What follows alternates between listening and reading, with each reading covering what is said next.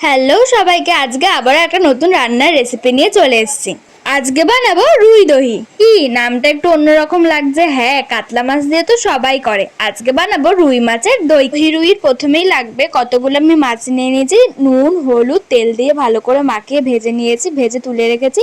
তারপরে একটা ফ্রাইং প্যানে তেল দিয়ে ওটা গরম মশলা দিয়ে দেবো, তার মধ্যে দিয়ে দেবো পেঁয়াজ বাটা বেশ অনেকটাই। তারপরে দিয়ে দেবো আদা রসুন এবং কাঁচা লঙ্কার পেস্ট। তার মধ্যে একে একে দেবো নুন, জিরে গুঁড়ো এবং ধনে গুঁড়ো 2 টেবিল স্পুন। তারপর আগে থেকে ভিজিয়ে রাখা কাজু বাদাম, জিরে, মৌরির পেস্ট করে আমরা রান্নায় সেটা অ্যাড করব। তারপরে খানিকটা একটু জল দিয়ে মশলা যাতে পুড়ে না যায় ভালো করে কষিয়ে নিয়ে তার মধ্যে দিয়ে দেবে ফাটানো টক দই আর কন্টিনিউয়াসলি নাড়াতে থাকবে। তারপরে পরিমাণ মতো জল দিয়ে দেবে। জলটা ফুটে আসলে ব্যাস, এবার কি মাছগুলো আমরা পটাপট দিয়ে দেব।